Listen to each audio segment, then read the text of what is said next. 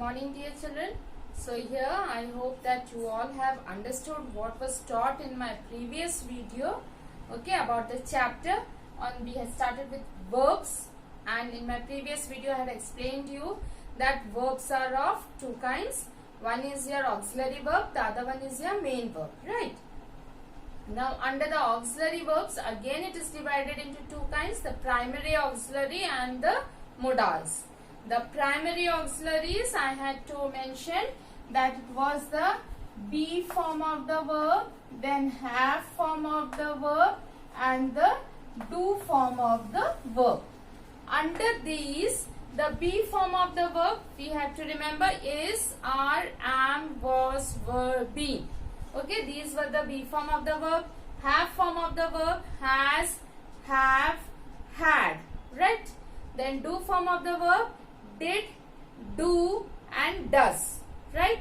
These were the primary auxiliaries. The other one was the modals, right? So I had explained till here, and I had also explained about that what is the importance of your the auxiliary verbs and how it is helping the main verb, right? There are even sentences without the main verb.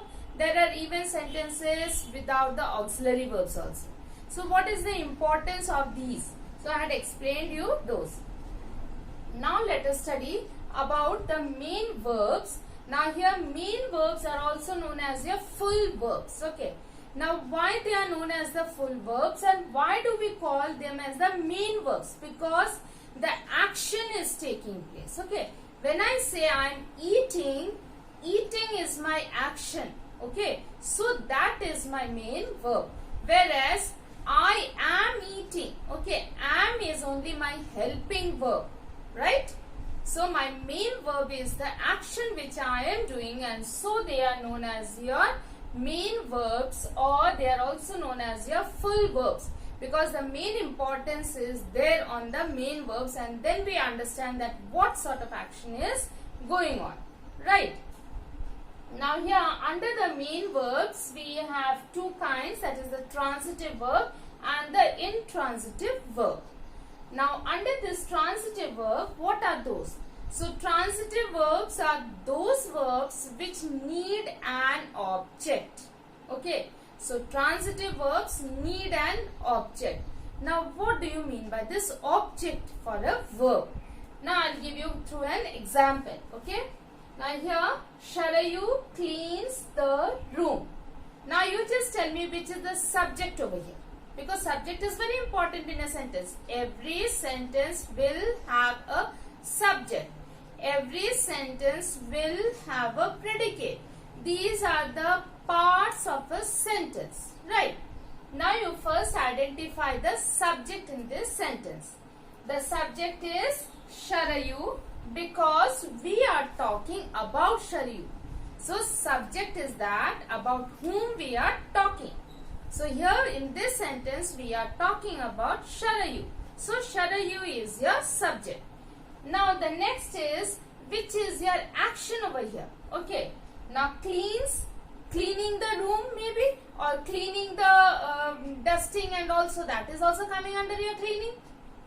So cleans is your action word or the main verb over here. We are not having any helping verb in this sentence. Okay. So we are having the main verb. So cleans is your main verb, right? Now next, clean. What is she cleaning? Cleaning the room. Okay. So now here the room is your object. Okay. So that means what is she cleaning? She is cleaning the room. So the room became our object. So here this verb cleans is having an object, the room, right? And who is the subject? Sharayu is the subject. So in a sentence when the verb is having an object, so those type of sentences or those type of verbs are known as your transitive verb. So that means cleans is my transitive verb. So since we are talking about verbs, so we will look at the verbs only. Okay.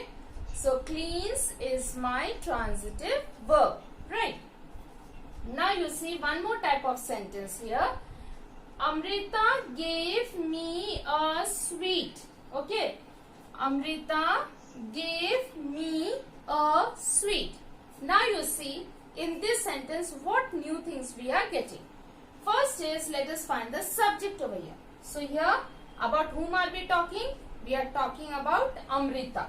So, Amrita is my subject in this sentence. Now, what did Amrita do? Gave me a sweet. So, the action gave. Okay. So, here, gave is my action word or the main verb. Right? What did Amrita give? A sweet. Okay. So, Amrita gave a sweet. Now, sweet is my object. Now, this is my direct object. Why I will call it direct object? Because what did Amrita give? Amrita gave a sweet.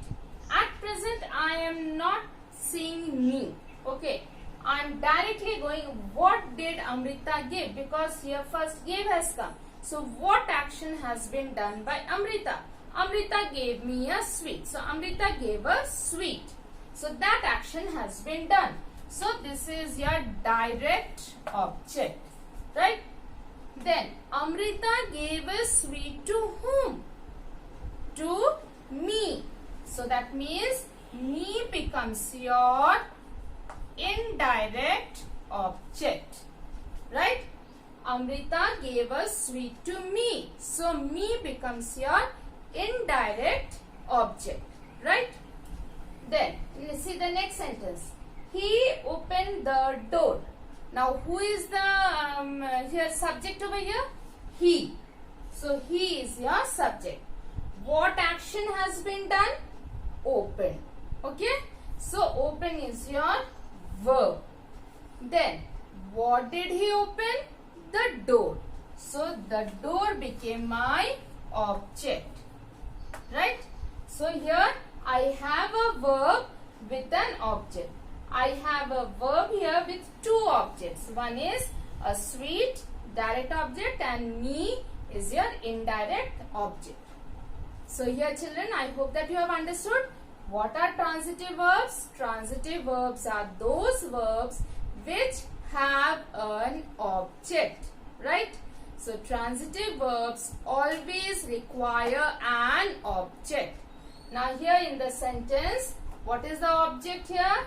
Sharayu cleans the room. So, the room is my object over here. Which is the verb? Cleaning is the verb. Okay. Same way the last sentence you see.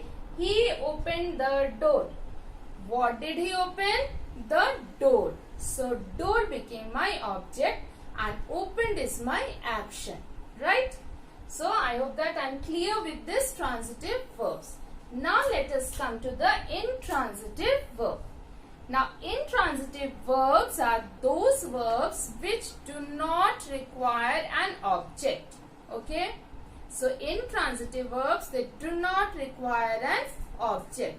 So, they frame a sentence having only the subject and the verb. Okay? So, now, and sometimes they will have a complement. The subject complement they have. Okay? Now, what is the subject complement? That also I will explain you. First, let us see those type of sentences. Now, here, birds sing.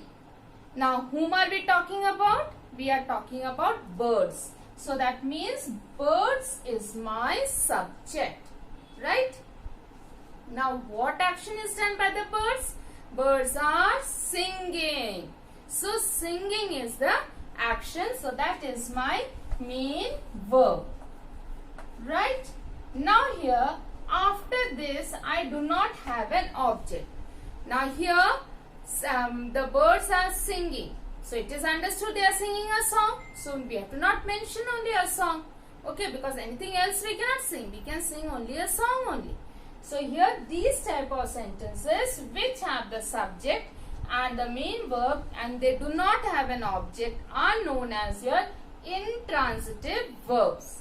Right? So, that means sings is an intransitive verb. Right? Then, Radha is happy. Okay. Now here you see, who is the subject, about whom are we talking? We are talking about Radha. So Radha is my subject. Now which is my verb over here? Is the helping verb. I am not having any main verb in this sentence. Is acting as the main verb in this sentence, right? So Radha is happy. Now happy is the quality given for the subject, that is given for the noun, right? Happy is a quality given for the noun.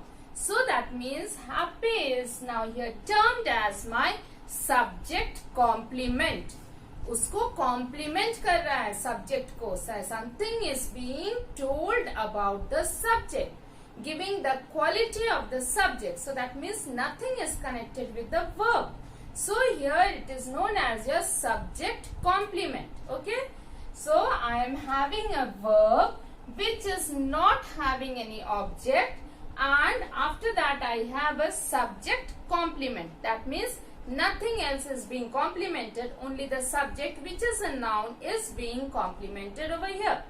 So these type of sentences are also termed as your intransitive. These type of verbs are termed as your intransitive verbs, right? Then you see here the last one, the door opened. Okay, now which is the subject over here? The door is your subject, right? And what happened to the door? The door opened. Okay, now opened due to wind or opened by what, that is not mentioned. The door opened. Now opened is my verb over here, that is the action, the main action word. So main verb. So here again I do not have an object. So here opened is not having an object, right? Now you compare the last sentence which is having opened over here and this sentence which is also having opened over here. He opened the door. That means the subject has opened the door.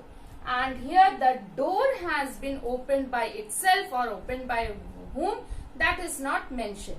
So here opened is this verb. Opened here in this sentence is having an object, and so it is transitive verb, whereas opened in this sentence is not having an object, so it is, this opened is your intransitive verb.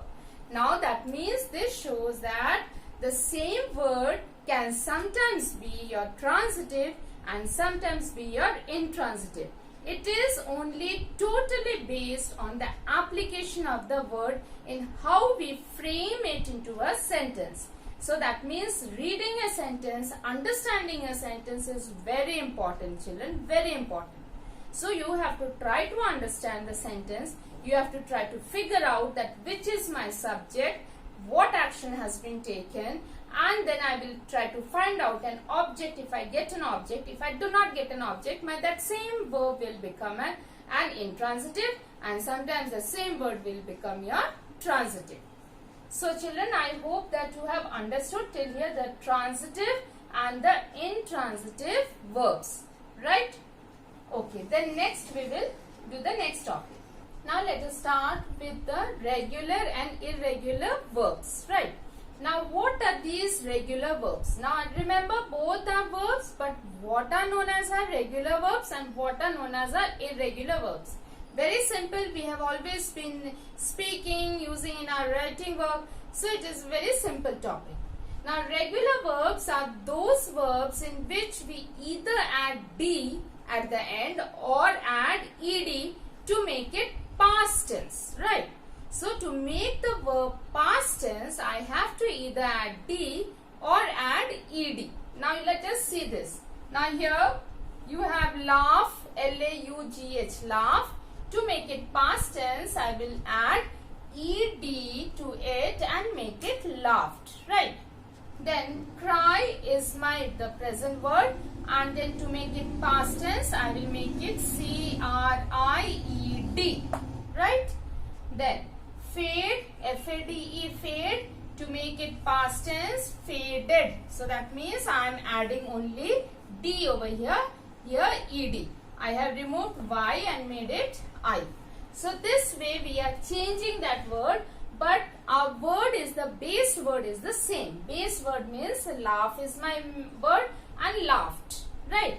Cry is my word and cried, from that only. Fade is my word and from that the base word only I am getting faded. Now look at your irregular verbs and you will understand why they are termed as irregular. Okay, now here the word is speak. This is my base form of the verb, okay, or the root form of the verb. So now when I make it past tense, I have to make it spoke. So that means my pronunciation is totally changing. From speak, it is becoming spoke.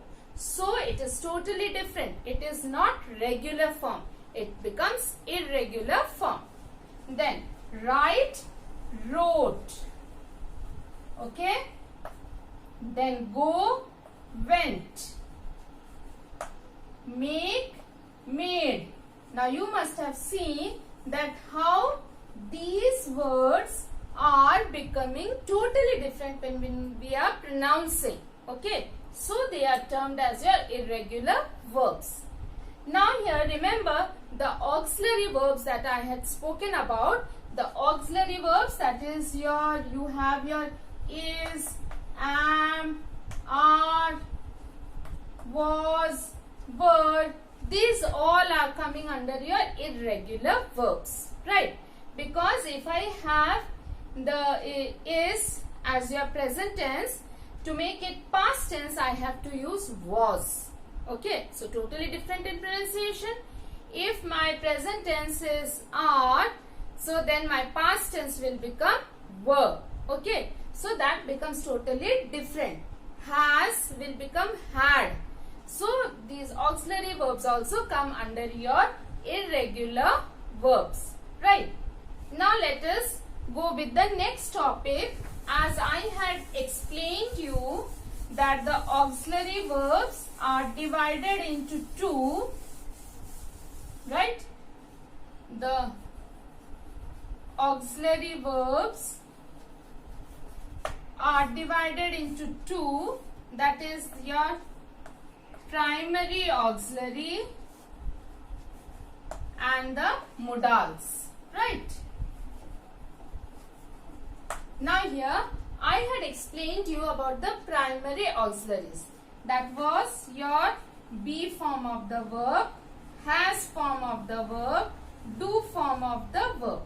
Now these words, the primary auxiliaries, are used in your the continuous form, in your present form, or in your past form.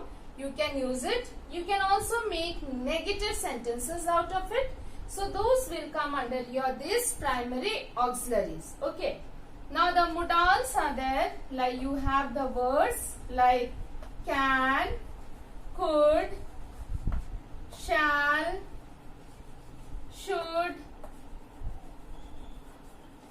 will, would, etc. Then may, might, ought to. These all will come under your modals. Okay. Now these modals, how do we frame that? Now these modals are used to frame the sentences which have the possibility, the suggestions. So those type of the ability, so those type of sentences it can frame. Now you see this, I can lift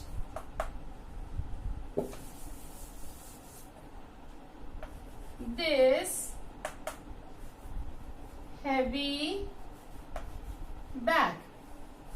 Okay. Now I can lift this heavy bag. Now here can is showing my ability. Okay. Can is showing my ability over here. So here that means these type of sentences, they all have the different type of the concept that is being told. So like here,